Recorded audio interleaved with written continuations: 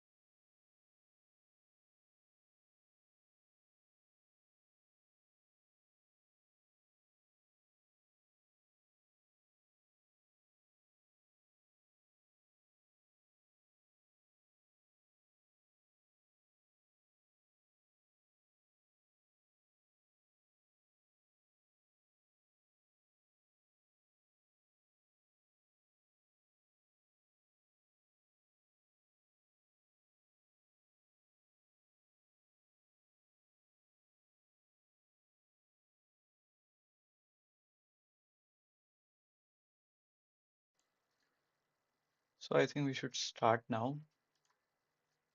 Okay, okay. Let me give you a brief overview. Let me give an overview of what I will talk about in this lecture.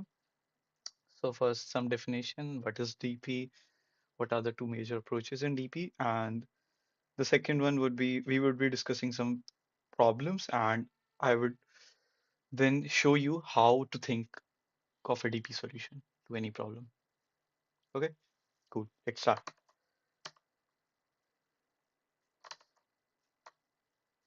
Okay. So what is dynamic programming? Dynamic programming is simply a programming problem-solving technique which we use when we want to reduce the number of operation, and mostly it is used to avoid the redundant calculation that we do.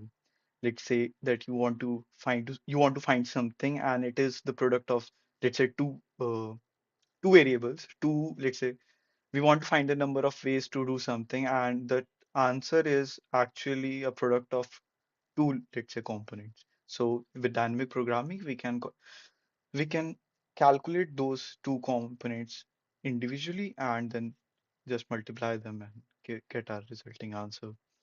So that's it. Okay. The next would be the two major approaches in dynamic programming. So, okay, the two major approaches are top down and the bottom up. Okay, so the top down approach is mostly used when, let's say, we want to find a recursive solution of the problem, and it is easier to spot the recursive solution. And so we say that, okay, yes, I will now memorize it. What do I mean by memoization? Memoization is that, let's say, you must have observed that in recursion you calculate some steps multiple times, and to avoid that we just say that, okay, I've calculated that step, so I would not do that again. And the bottom up is the main key. The main key of today's lecture will be the bottom up approach. So here is memoization, and this is the tabulation that we will be talking on more about in today's lecture. Okay, so let's start with a sample problem for our lecture. So it will be a quite a warm up for everyone. So the question goes like this. We want to find the factorial of any number. There are queries, 10 power 5 queries, and we want to find the factorial of we want to find the factorial number some mod. The only constraint here is that the query that we will be asking you about would be limited to 10 power 6. So the question would be like, let's say you are given a number and find factorial of n, and there will be 10 power 5 such queries. Okay, so I think the question would be clear with everyone. Do give you a suggestion. I will give you some minutes to think about this problem.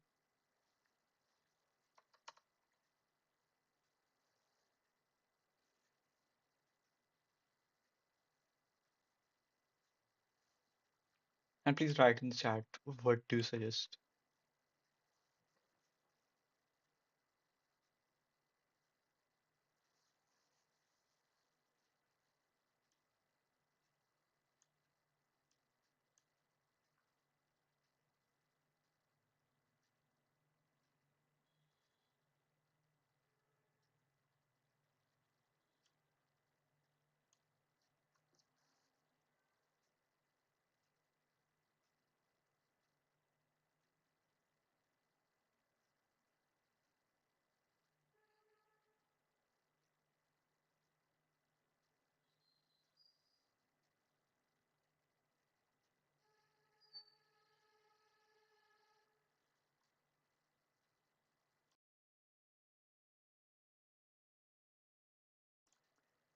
Oh yes, the Pradyum has suggested correctly that we can store the factorial of every number 10 with power 6 in an array, and then we can simply solve the problem. Okay.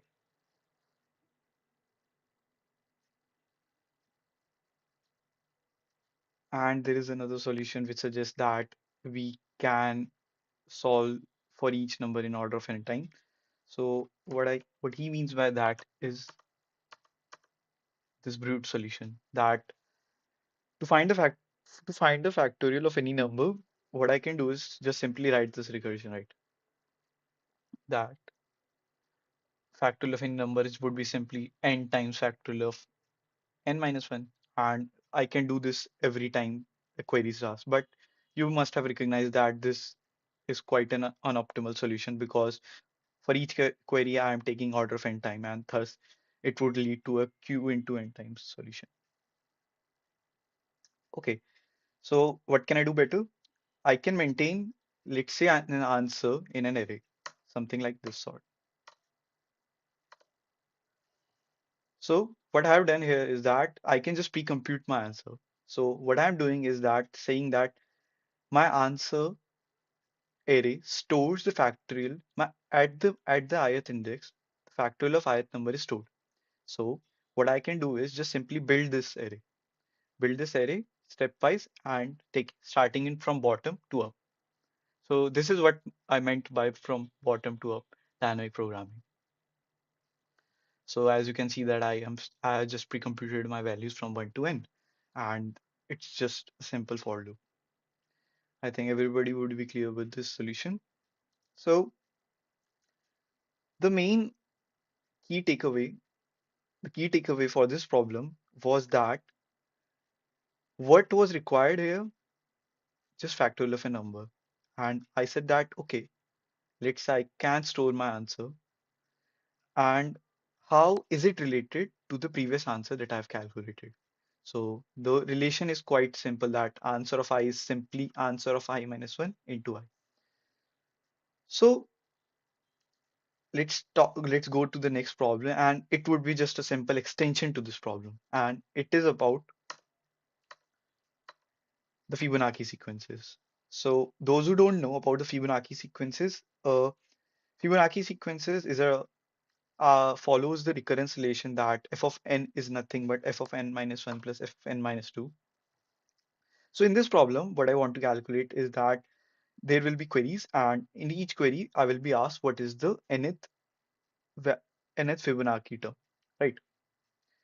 So think about this, and then I will talk about solution and how to approach this question.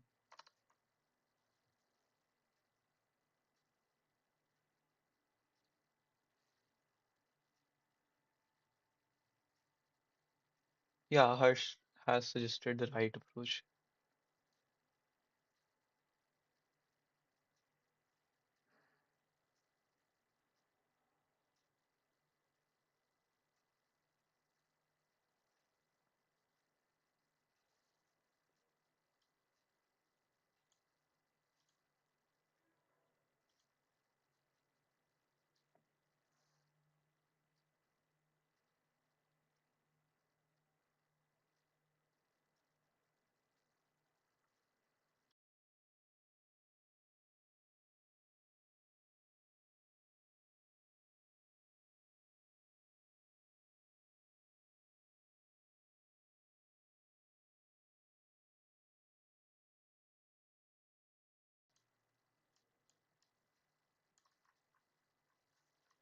Okay, so any suggestion how we would solve this problem?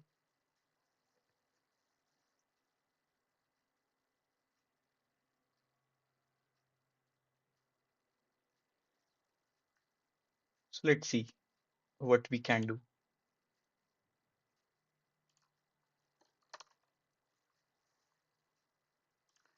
Observe that I am asking you to calculate f of n, and it follows the relation f of n minus 1 plus f of n minus 2. Let's say n minus 2 here, and here f denotes the Fibonacci sequence. And so what do we want to find? We want to find, we want to find, we just want to find this value. So I think it's quite simple quite simple to observe that let's maintain an array which stores this value like what we have done in the previous question, and then we can just simply build it. We can build it stepwise, because to calculate a value at an index, we can just look up at the value at the previous index and the index previous to it. Another approach, this is the most optimal one, which just takes order of n times in pre-computation, in pre-computation to find the Fibonacci sequence. One could have also used recursion and thus could have optimized it. So the recursion would be quite simple, and the recursion would be like just do what I have written here and observe that I want to calculate this value only once. So what I will do, I will memoize. So let's look what the memoization would look like in the recursion. Yeah, Harsh, right. So this was a brute solution that just do what is said, and this would take like exponential time complexity per query because I'm calculating the Fibonacci term every for each query. And one can just simply memorize this. What I mean by memorization is that I will initialize the answer array with something like not calculated. What I mean by this is that when the array is when the array ith index of the array has this value, it would just simply mean that I haven't calculated this value and I have to now calculate it. So what I will simply do is that just when I have not calculated it, I would just simply fill it up.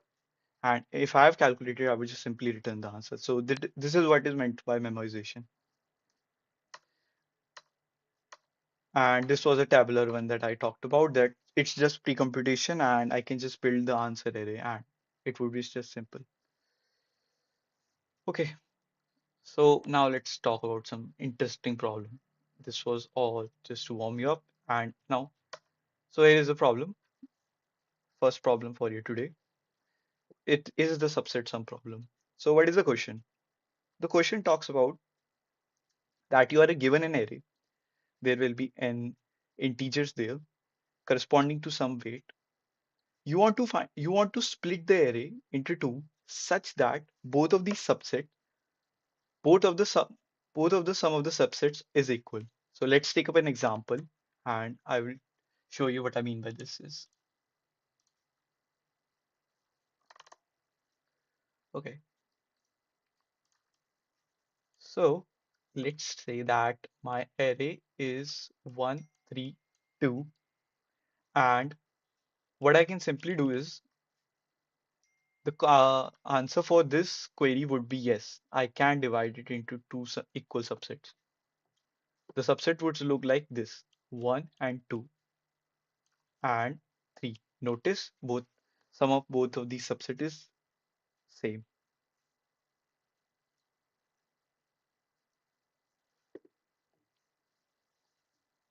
So this is the given array.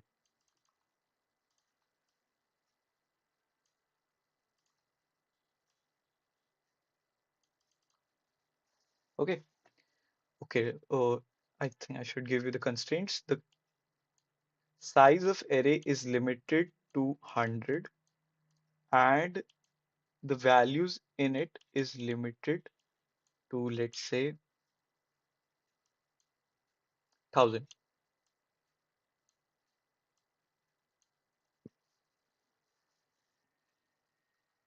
And they all are positive.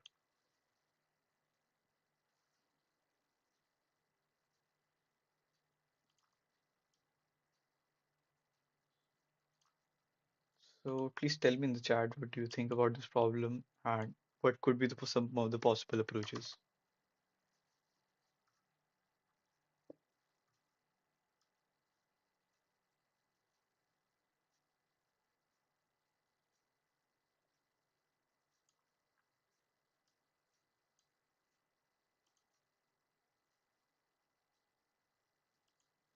Hmm. So the first approach can be just brute. So what do I mean by brute? A brute solution would look like this. So the brute solution would look like that. Let's say just simply build all the subsets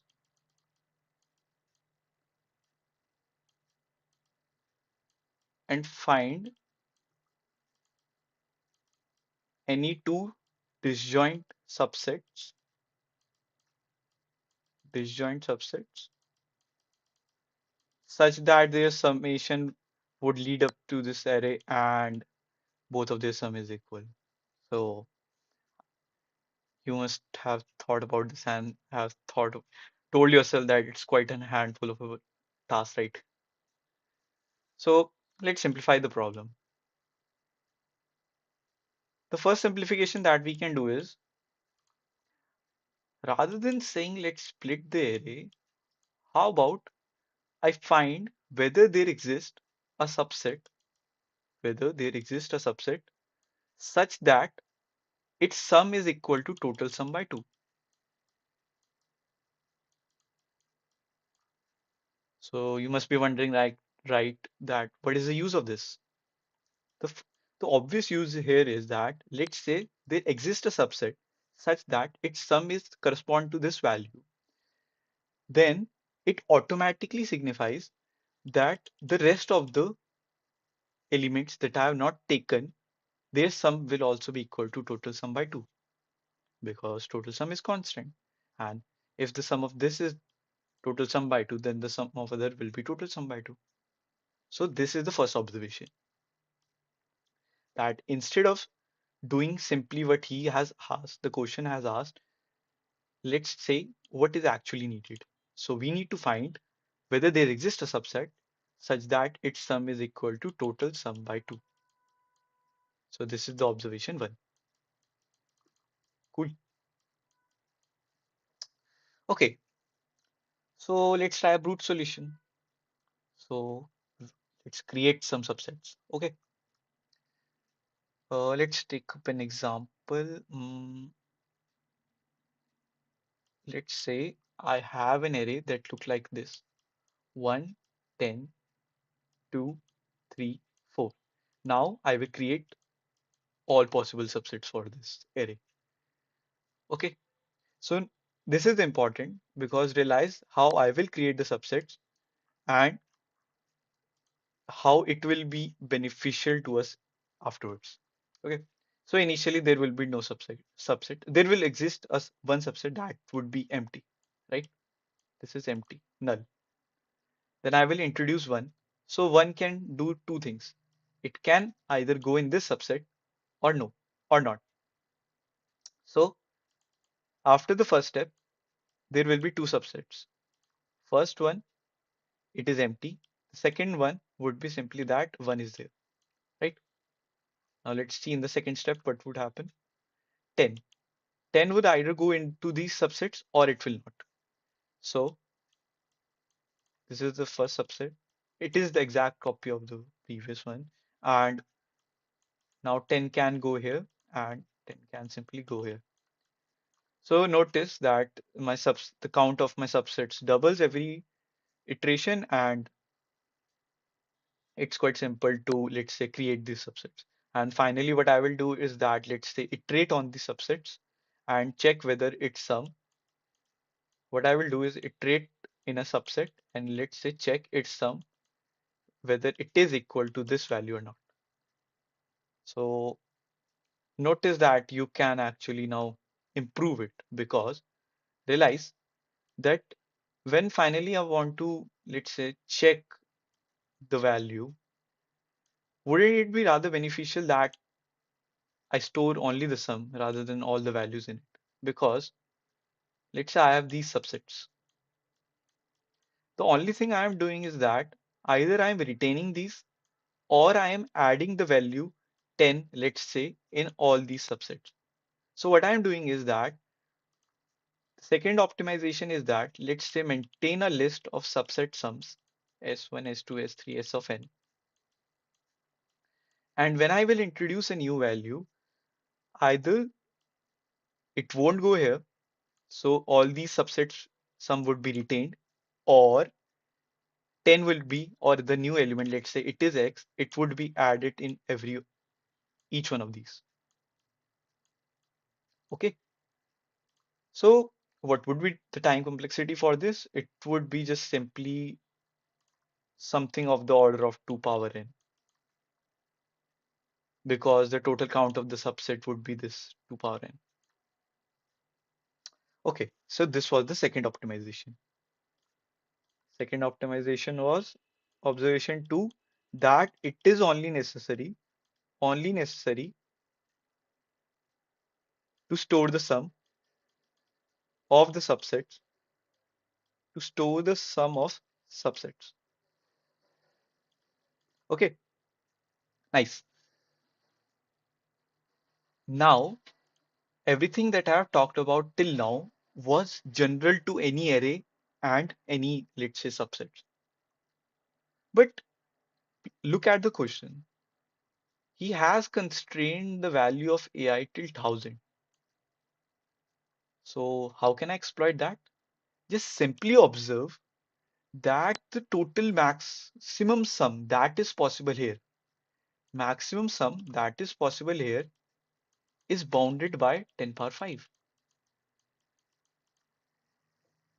It can't reach any value greater than this, because the only case where it will reach this is that if my every element is 1000 and I have an array of size, let's say 100, then its total sum would reach this value, 10 power 5. So, I mean, you would be wondering, right? How can I use this? So, the third observation is observation third. Observation third is simply that rather than storing all of the subsets, rather than storing all of the subsets and their sums, it's better to say that I have whether I have a subset of, let's say, particular sum I. So what I mean by this is that, let's say, array, imagine an array of size 10 power 5, 10 power 5 sized array. Its every index says that till now whether I have a subset of some 10 power, let's say I or not. So let's say this is answer array, and answer of I tells me whether the subset that I have added till now, that I have till now in my hand, whether there exists a subset such that its sum is equal to I, 1 or 0. 1, it means when it is 1, it simply means that there exists, and when it is 0, it simply means it does not exist. So notice I have reduced the state. What I mean by state is that initially I had to maintain, let's say, 2 power n subsets, but now I only have to maintain values till 10 power 5, an array of 10 power 5. Okay, so please let it sink in. Let this sink in. And if you have any doubt, please feel free to ask.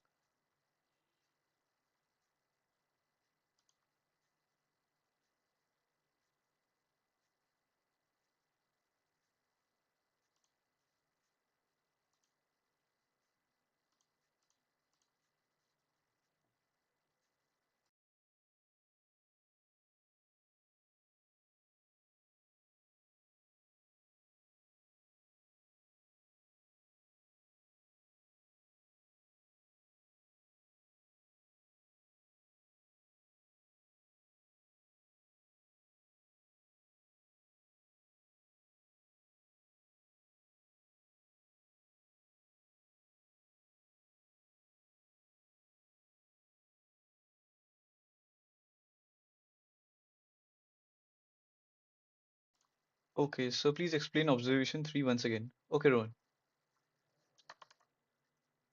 So observation 3 is, okay, can let me shift here.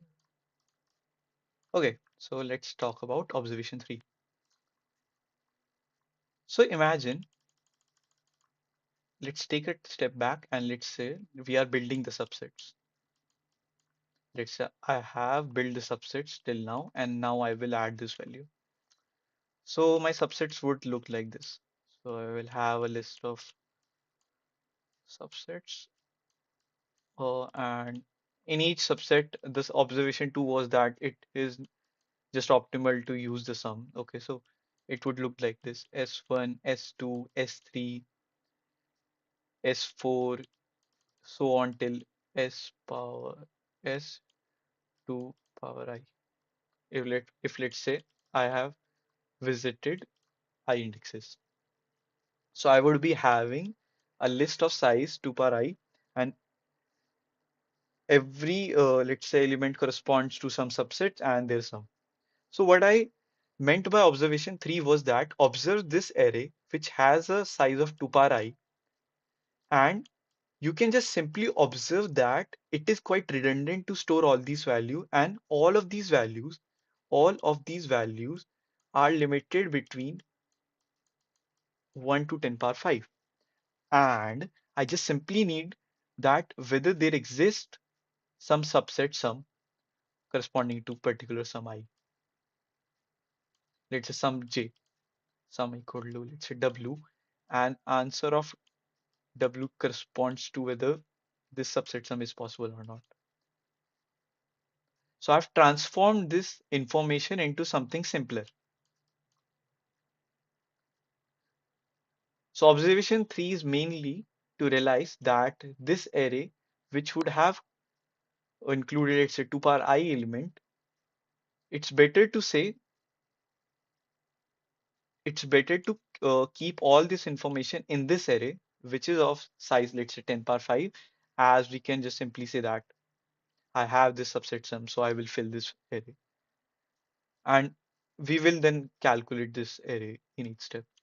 So I will talk about it in the next step, but please tell me if you have understand everything now till now.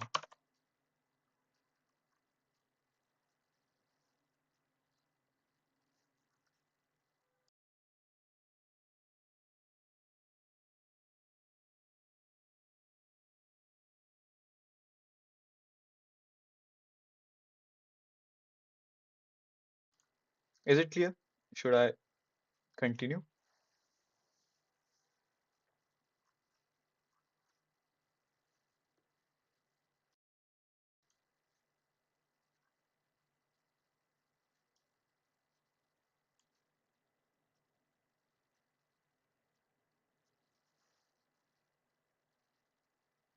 Cool. Okay. So this was the third observation, and you will now realize that actually we have now solved the problem, because now the major task that is left is how can we calculate this array, because I've not talked about it yet. And then so the second one would be how is it helpful in, let's say, finding a solution. Okay, so now let's go to our next step and let's see how can we calculate this array.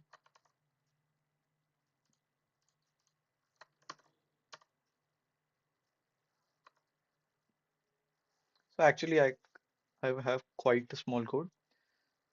Okay, so observe that initially my vector, and here max W corresponds to 10 power 5. It just simply says that all of my sum, subset sum, would be limited by this value. Okay, so initially it was empty and I only had a subset which has had a let's say sum of equal to 0. So I've initialized that. So the first step was the initialization, and the second step was that I traversed across all the items and I built the array stepwise. So what I did was just simply that new cur denotes what would be the new subsets, what would be the sum of the new subsets, and I have none, and now let's see how to build it. So observe that there were two steps. The first step was that whether I will take this value or not, and let me show that. Uh, so this was the first step.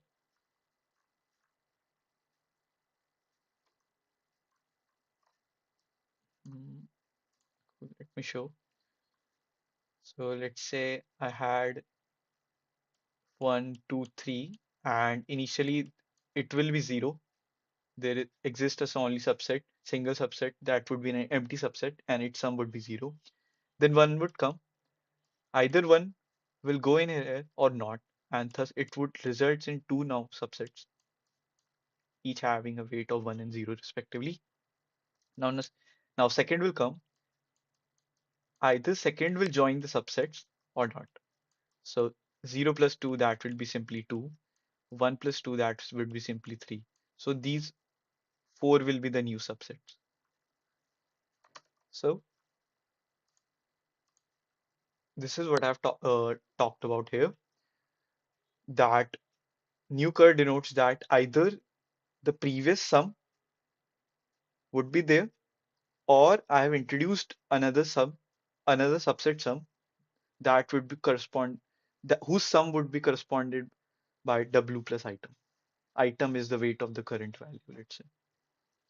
And when I have done all of this, I would just simply, let's say, swap these value and just say that, okay, my current subset is equal to this, and would repeat this algorithm n times. And notice that you will then finally simply get the final array, which corresponds to all the subset sums. And I just now have to simply check whether a subset sum equal to sum by 2 exist in all of those subsets or not. There was a corner case here, obviously, that if this total sum is odd, then obviously we can't divide it into two subsets, right? So it would be just simply 0 and yes. So this was the code. If you have any problems in the code, please feel free to ask. And the second part of this problem would be just to find the total number of ways of how I can split the array.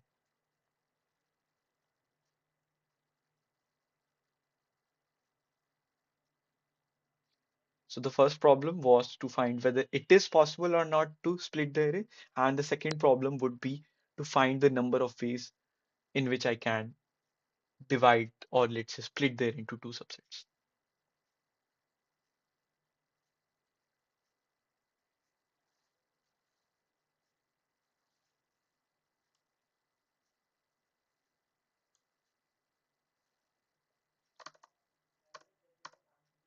So the time complexity of for this, let's say, task was just simply n into w, and w was the max weight that my array could have possessed.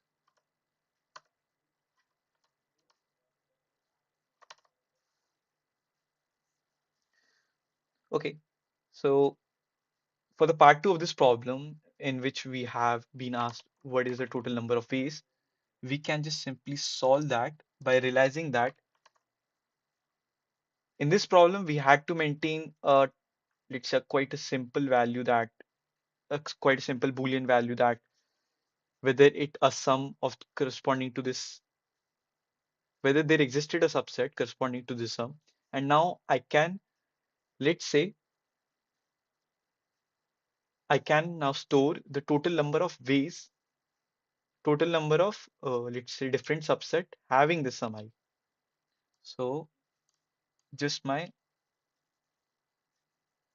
initialization or let's say what I actually need changes. Mhm. Hmm. So now answer of I would corresponds to total number of ways, total number of subsets having sum I till now, because I will be building this array in each step. I would just simply do that task that I've talked about now. Let's say 1, 2, 3, 4, 10.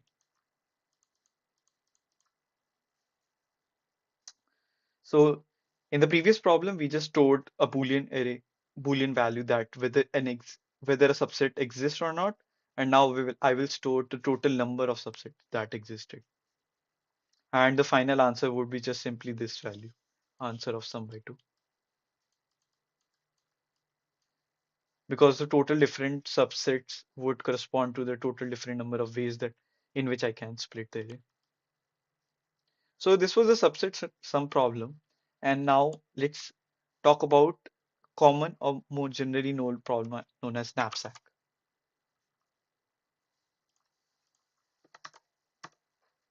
Knapsack. So what is the problem? The problem ahead of us is that we are given n items.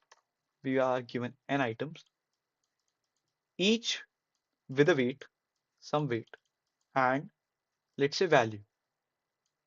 So the question asks, you have a knapsack. Let's say, sorry for my poor drawing. Let's say you have a box or let's say knapsack, and its total capacity is W. Is W. So you're obviously you can't actually just put all the items in the knapsack and say that you have now all the possible different values. You're limited by this weight, and now you can choose some of these items to go into this knapsack, and you want to maximize the value that this knapsack holds.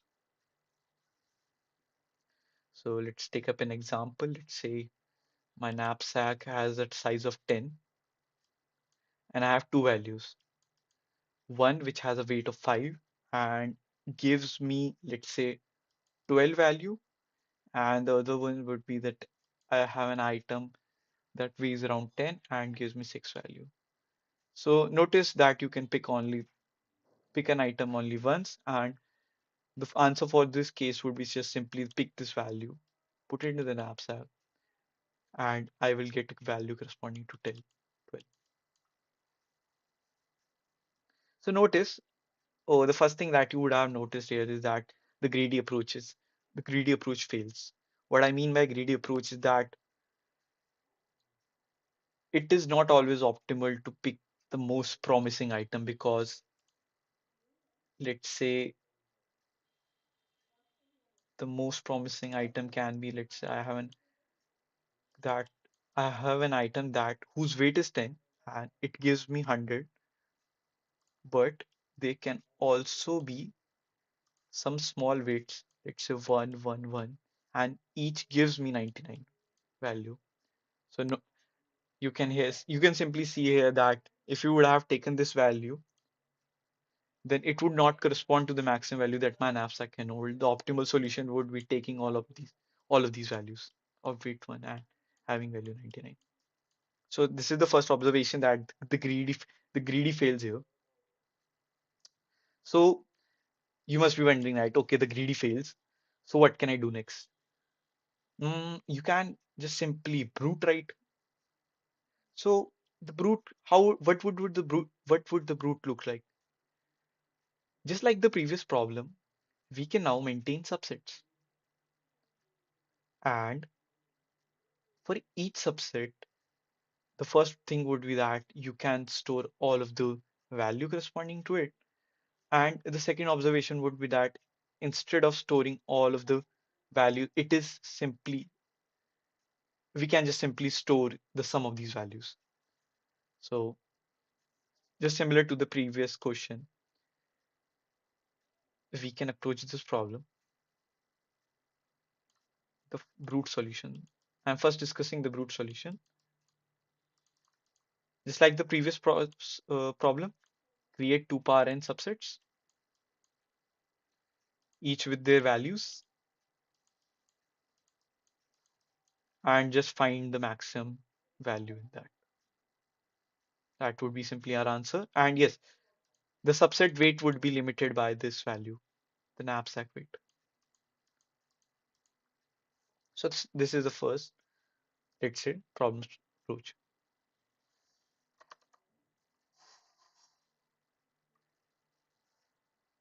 Can you suggest a better way? Notice the values are actually, notice the weights is limited by 1000 and the value n is limited by 100.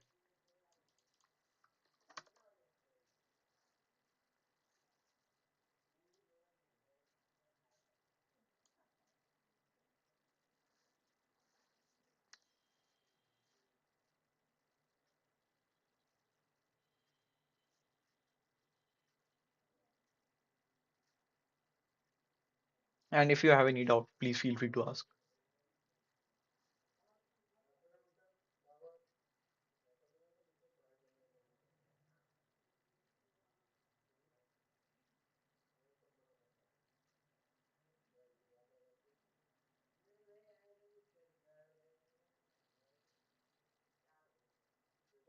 Okay, I think I should proceed.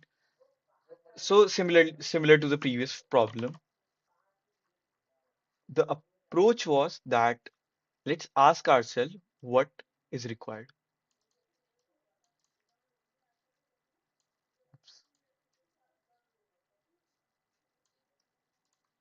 So what is required? Let's see.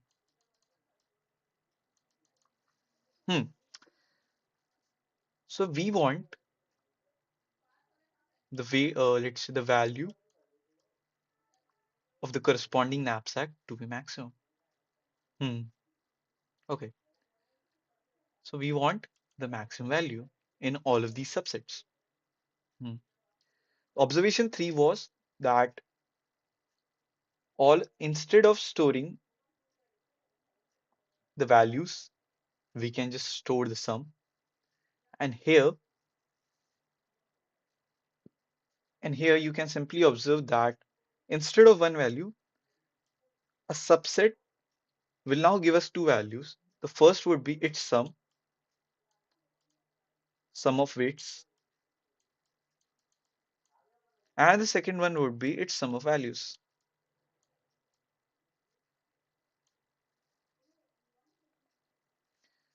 And the brute solution told us that we can just iterate on all of these subsets, and for all those subsets that satisfied our weight criteria, we can find the maximum sum of values.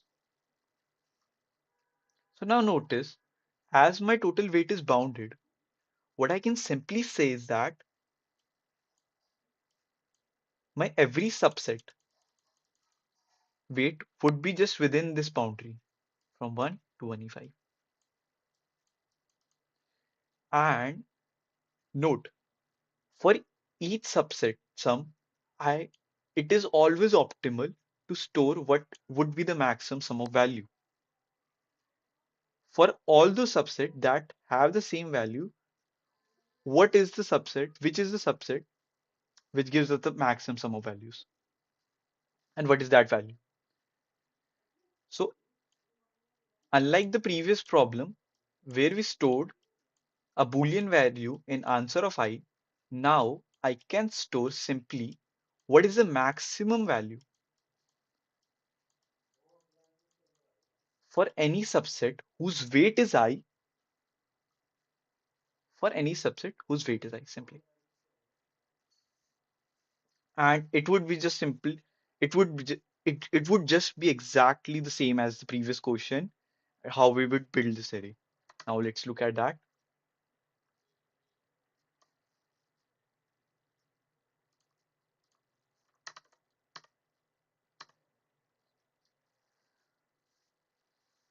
Just like the previous question, we will initialize it with an empty subset. An empty subset would just give us a value of 0, and the input is like that. We have the first value of the array would be the weight, and the second value would be just simply the value that we would get by selecting this item in the knapsack. So now I have created the array which has, let's say, for every subset some I, what is the maximum value I, what is the maximum value that I can get. So the transition are quite straightforward, that either the subsets would be the same. I have not added this value in all those subsets, so the value would be retained. Or if, let's say, it is possible to add these items, I can add these items in all those values on all those subsets which have a weight less than equal to max of W minus W. So this is just simply what I've just told now. And my answer would be just traversing across all those subsets whose weight is bounded between 0 and S, and what is the maximum value that I can get. So this was the knapsack problem. So to summarize, what we are doing in each and every DP problem is that we ask ourselves what is important for each problem. Summary. Let me write summary here. Summary. In each DP problem, we ask ourselves what is important. What is important? What do we actually need? This follows up from here. What do we actually need?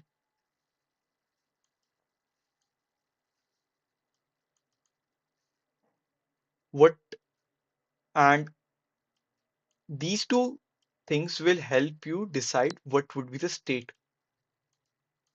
of the DP. So in both of the previous problem, first the state was that answer of I corresponded whether a subset having some I existed or not. And in the second problem, the state was whether there exists what is the maximum value that a subset having weight I can give me.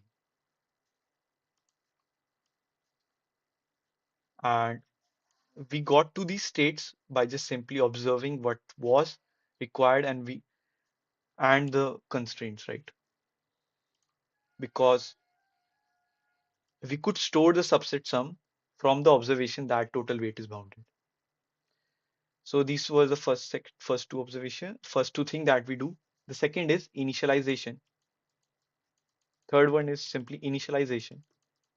That I initialize the array with an empty subset, right?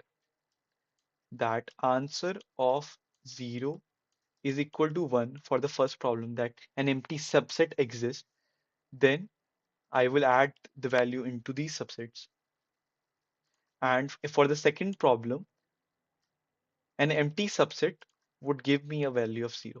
So these were the two initialization. Fourth step is transition.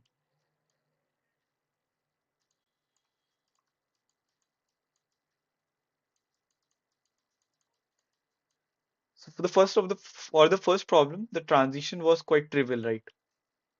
Whether I will take this value into this subset or not. So let's say this subset having a weight W. So finally, either it will go simply there with a weight W, or I can add a value of X here. So these were the two transitions. And fifth would be finding the answer. Note here our answer is quite our actually our DP value is just simply the answer, and we can just look up in this DP value and get the answer. And the fifth step, let me show you the fifth step. The fifth step here is this last option, last for loop.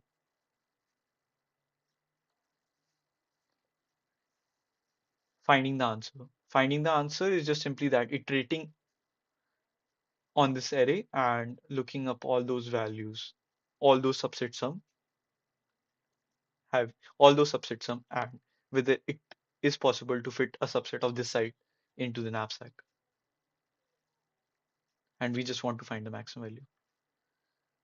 Okay, Pradyum is saying there's a lag. Let me check.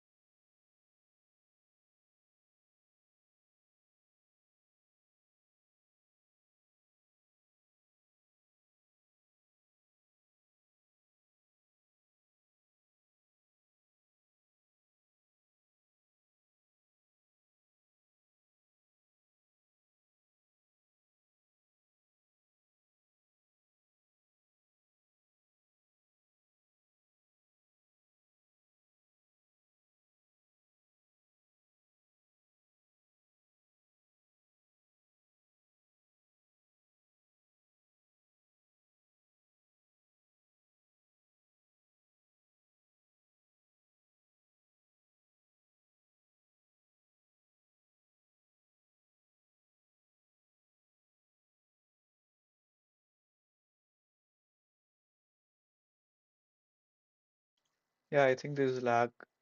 Okay, it's fine now, right? Cool.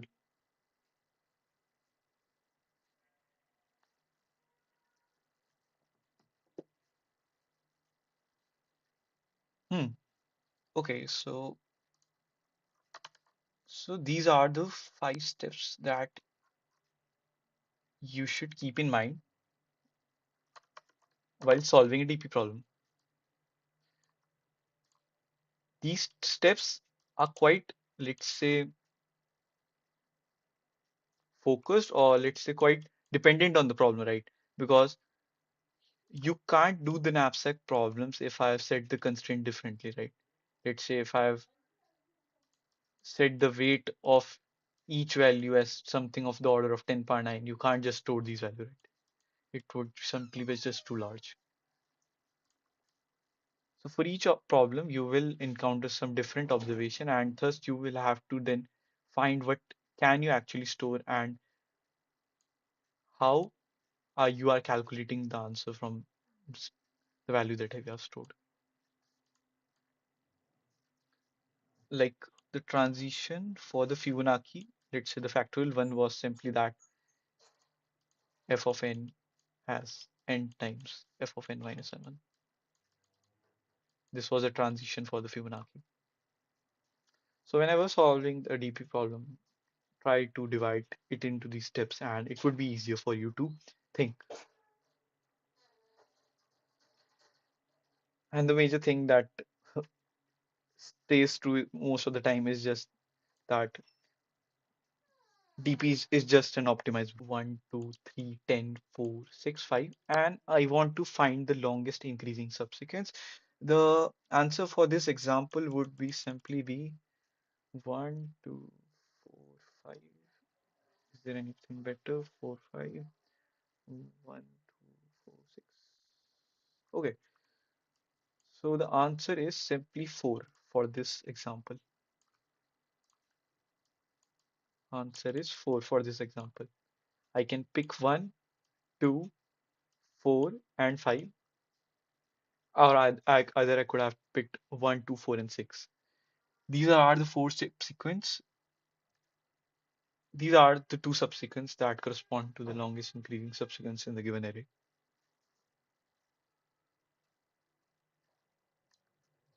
So please try this problem.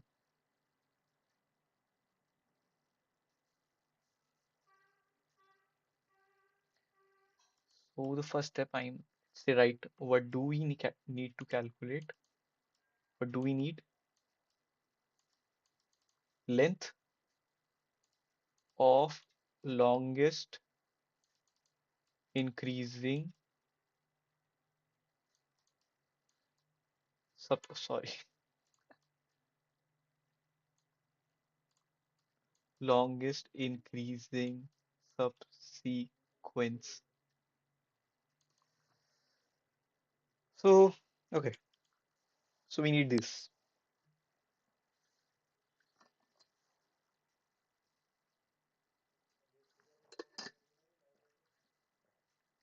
So please suggest me the brute solution for this.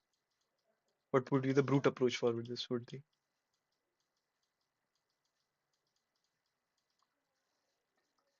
It is quite similar to what we have discussed till now.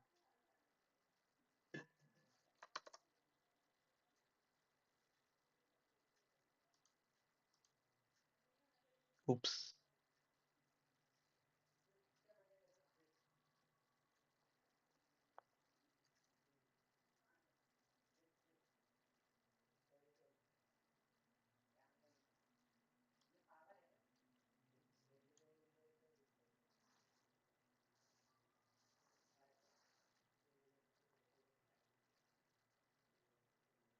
Anyone?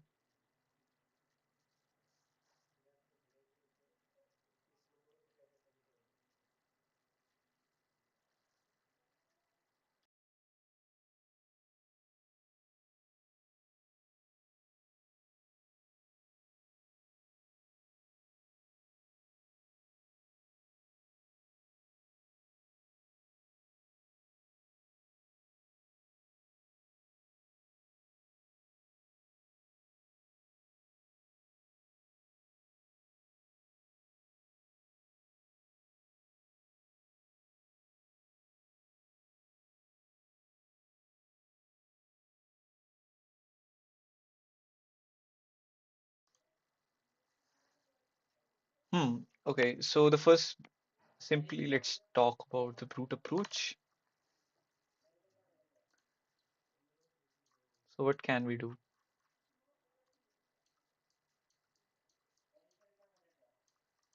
Mm, Hmm. What I can do is that, let's say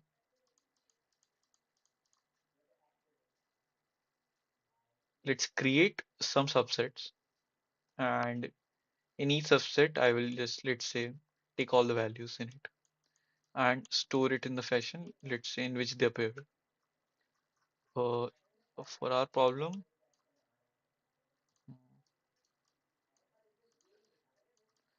for our problem, 1, 3, 2, 10, 6, 5. Let's look at what would the subset would look like. 1, 3, 2, 10, 6, 5, 6, 5. Okay. So first I would have an empty subset, then I would have 1, an empty subset, then I would have simply 1, 3, as well as 3. And then I would have simply 1, 3, and now I want to add 2. Note, unlike the previous problem, we won't now simply add these values arbitrarily. We would first look at the previous value, and we would now check whether I can add it into the subsequence or not. So what I mean by this is that, notice here I have 1, so I can add 2 here, but as I have 3 here, I can't add 2 here. So now my valid increasing subsequences would look like this: an empty 1, 3, 1, 2, as well as 3, 1, 2, as well as 1, 3. So the time complexity, or let's say the total difference possible of subsequence, can be 2 power n. And it would be just redundant to store all of these, because I can observe that I just need what is the answer, let's say, corresponding to every index, and thus I can calculate this the answer for this index.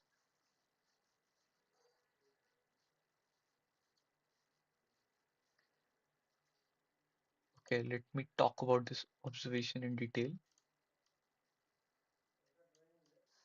So what I mean here is that, let's say I have all the increasing subsequences that ends at I, index I, index, and let's say similarly I have this value for all from all value from 1 to I. What is this? These are all the subsequence, all the increasing subsequence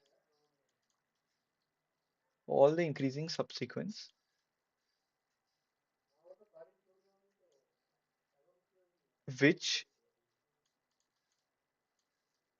end at index I. These are all the subsequence, increasing subsequence which end at index I, and when I want to add a new value, let's say when I want to add 10, I can just simply look at all these indexes and check whether this value I want to, I just have to check the last value. I don't need to store all the values. This is the observation that we will use to compute our answer. Because another observation that you could do here is that instead of storing all the increasing subsequence, I can just simply store what is the length of the longest subsequence which ends at I.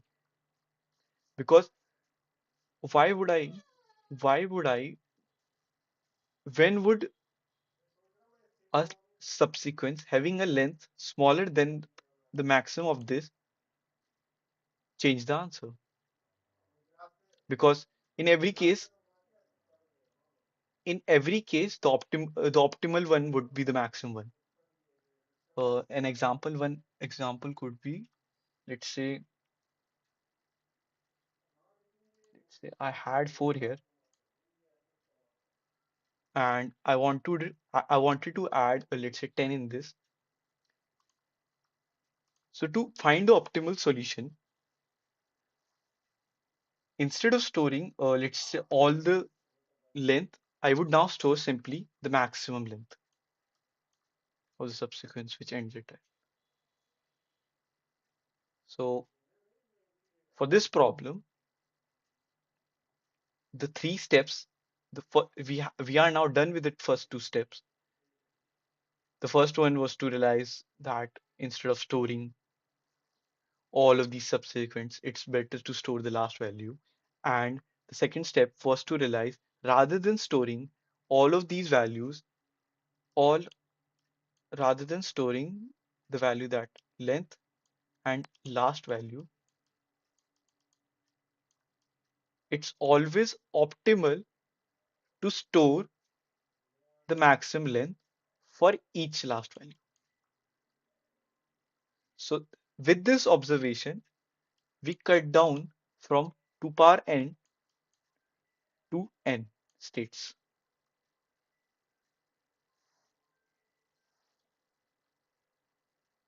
2 power n because we had to maintain all those subsequences and these pair of values, length comma last value. And now I'm just storing what is the maximum possible length for the corresponding last value.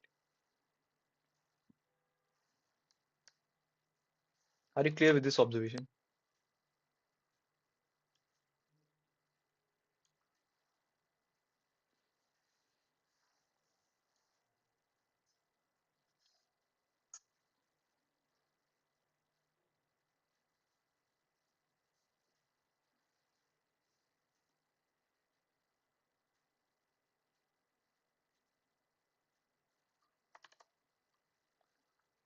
Okay, so let me show you the code for this.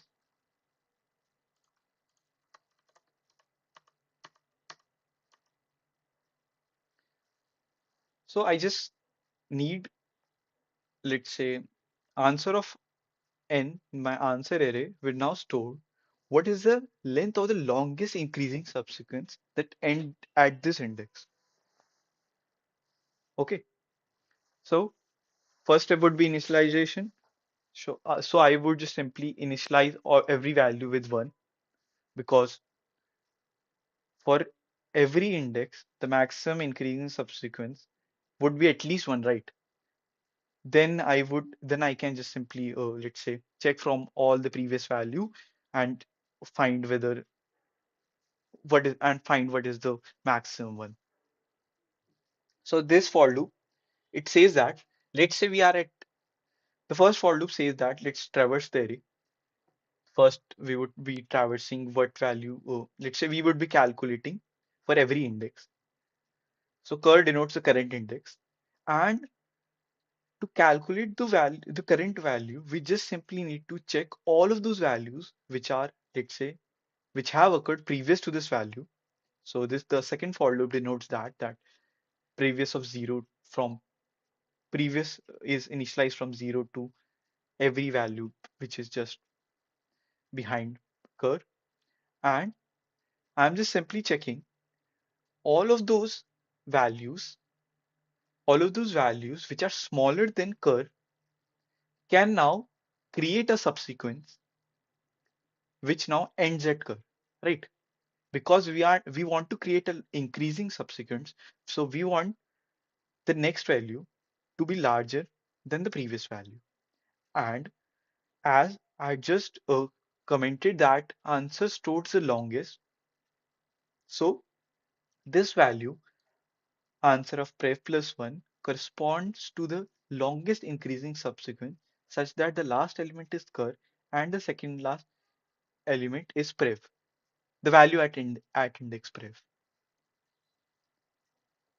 And as I and and if we repeat this step for every index, we would just simply get what is the maximum length of the increasing subsequence that we get at for a particular index cur. And our final answer would be just the maximum of all of these values.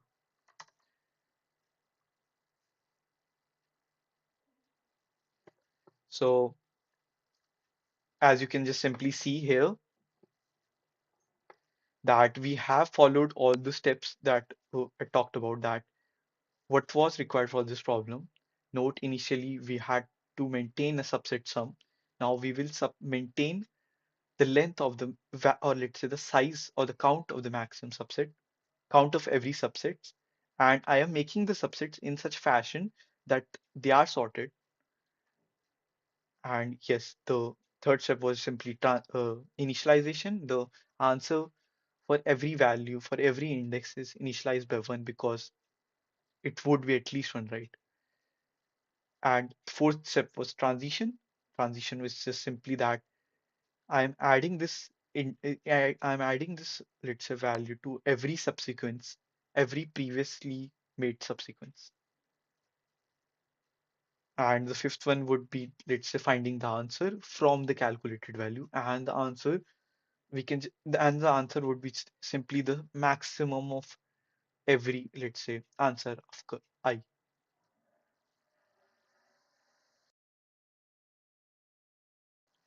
So if you're clear with this, we would move on to our final problem for today. And if you have any doubts about this problem or any of the previous problems, please feel free to ask.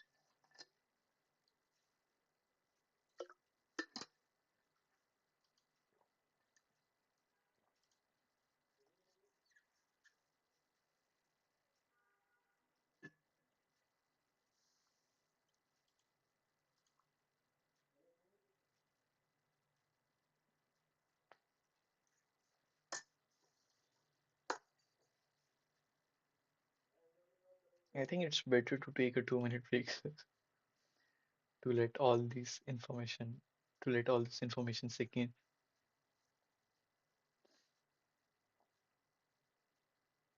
Okay, so I will wait till 10:15. If you have any doubts, please ask them. Then I will continue.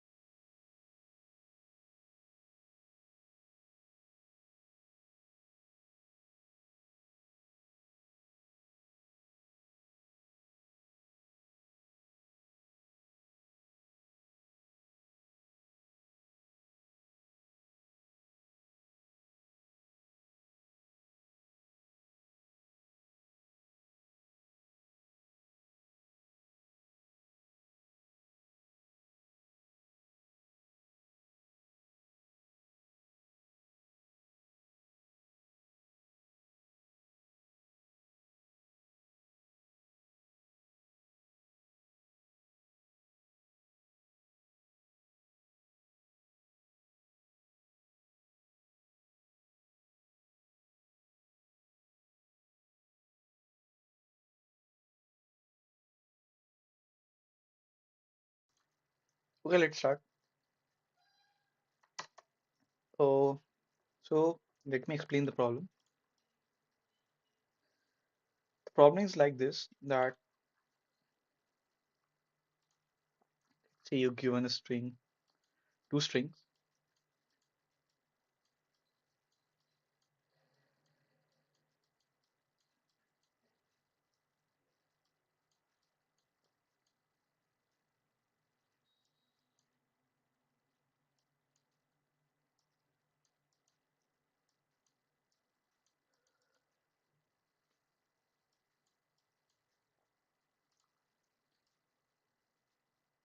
Okay, there's just so you are given two strings like this. We want to find the longest common subsequence between these two strings. So the longest common subsequence would just simply be this.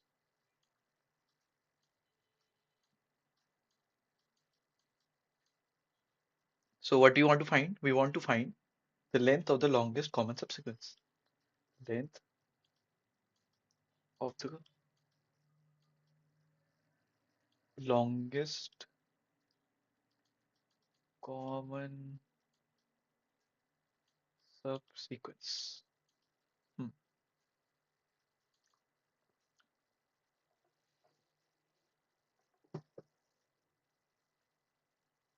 So note the subsequence should be, what I mean by common is that they should occur in the same order in both of those strings. Hmm.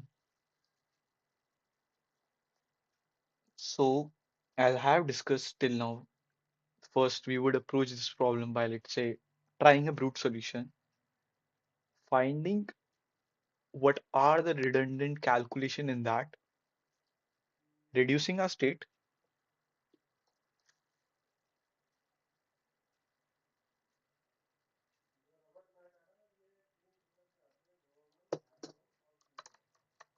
Wait, oops. So output is not visible. Okay.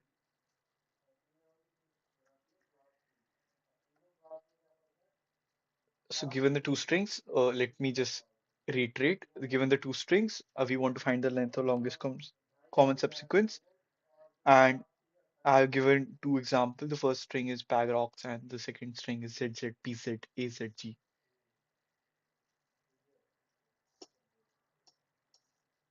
And the answer for this was 3.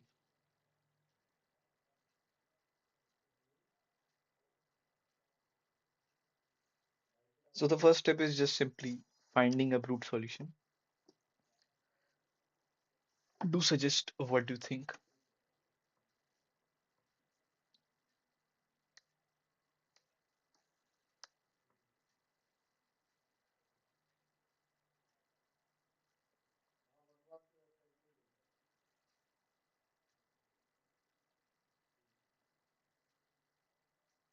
So it is also similar to the previous problem that we have discussed till now. So brute solution would go simply like this. Let's say,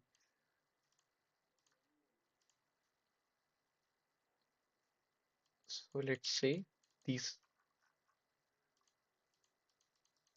let's say these are all the indexes. And let's say will calculate, what I will do now is I will maintain a, let's say, a set which would now hold, let's say, the subsequence that I've encountered till now and are common. Let's say, mm, for the string A, let's say 1, 2, 3, 4, Z, Z, P, Z.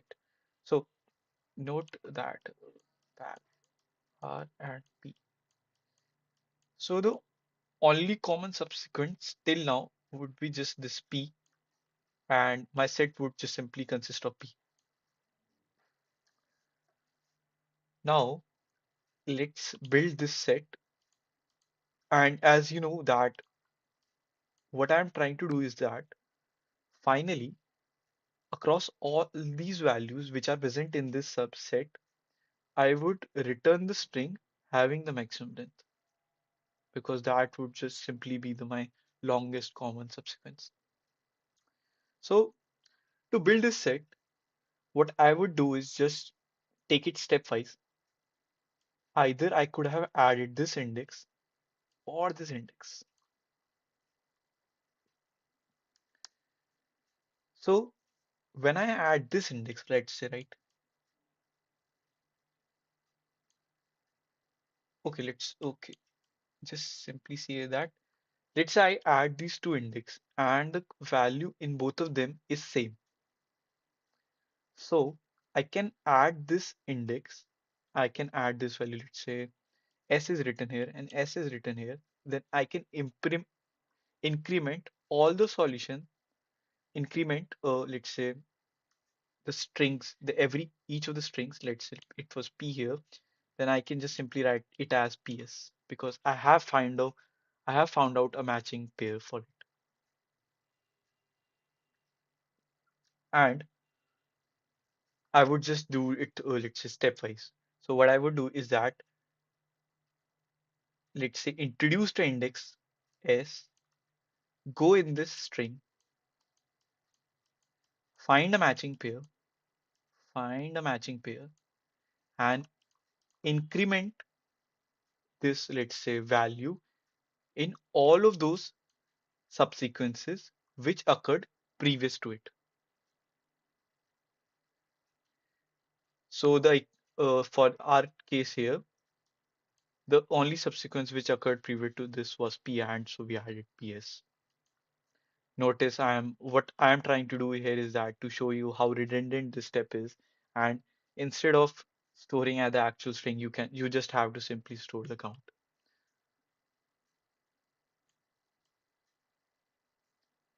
So the first step, store the count rather than the actual string, rather than the actual strings. And the second thing is that let's take a deep look at the brute solution, and it goes like this: like fix an index, find its matching pair, find its matching pair, and in this let's say leftover subsequence, find the maximum common subsequence. So this is the second observation, that when we are trying to build the solution stepwise, it's better to just simply look at the maximum value rather than all of those values. Okay, so maximum is required. There is no need to store all the values. There is no need to store all the values.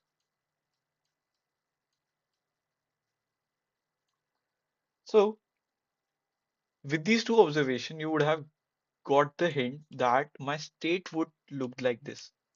Answer of I, j denotes that I have processed the indexes I in the first string, j in the second string, and what is the maximum, or what is the longest common subsequence in both of them. And whenever I find a matching, I would just increment this value, and it would now correspond to the new answer, or the new value for, let's say, I plus 1 and j plus 1. That it is just simply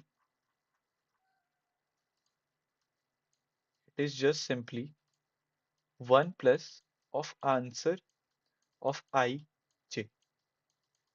Whenever two indexes, let's say I plus 1 and j plus 1 indexes match.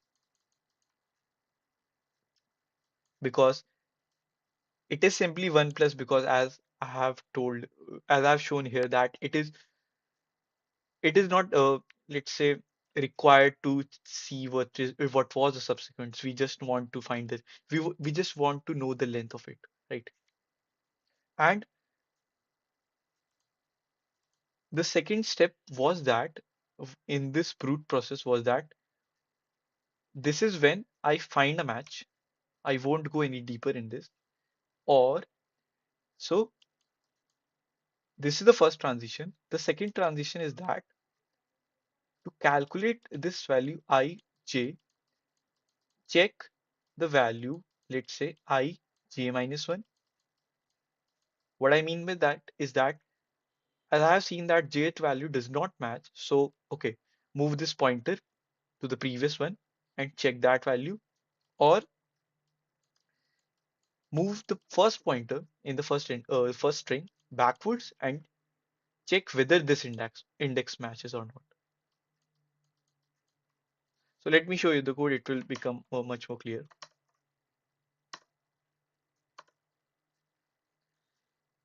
So as yes, the first step is initialization. Second one is now finding the transitions. As I have initialized that, if I have not, let's say, my my current subsequence is 0, 0, that I have zero length from A, that I have, let's say, search zero length from A, search zero length from B. What is the maximum that I can get? I can just simply get zero, an empty subsequence. The second step is, okay, now let's talk about the transition. Transition is quite simple, that I would traverse across all the possible, let's say, ways in which I can break it. And if I find an equal, let's say, pairing, my answer for this ij would simply be move both of the pointer back and what was the maximum answer for the previous state. And the second transition would be, okay, let's leave this index, leave the first index, and move the pointer backwards and find a possible matching. And our final answer would be just simply answer of nm. So note the steps were quite common in this question too. And the only thing changes is what the question demands specifically. And with that, the state of the DP would change, but the steps would remain constant as the initialization, transition, and finding the value. Note it these. Oh, this was the code. So the first step was initialization, as I have initialized all of those values with negative infinity because I don't want this initialization is necessary to, let's say, compute my answer, because I don't want, let's say, an arbitrary index to pop up if I would have, let's say, kept it zero. And or the only thing that would be zero would be just simply 0, 0 length, that I have not covered any index in the first string and I have not covered any index in the second string. And what is the maximum possible length that I can get? I can get zero.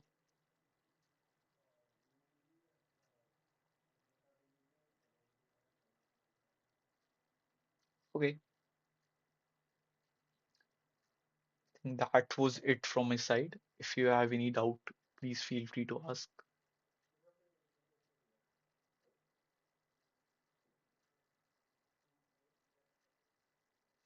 So I'll be waiting for 5 minutes, then I will wrap up the stream. So yeah, thank you. Thank you for watching.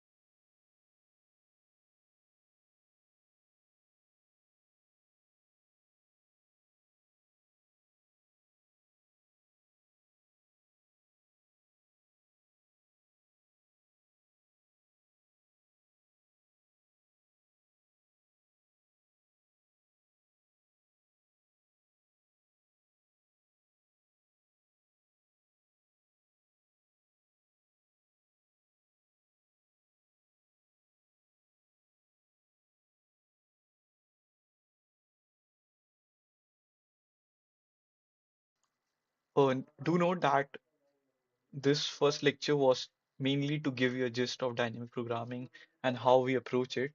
The second lecture will talk in more. The second lecture would be more in depth and would be talking more about the observation in all the problems that I've discussed today. And the third session would be an interactive session with you all, with where we will be solving some problems. And the second section session would be taken by Parth, and the third would be taken by Kish.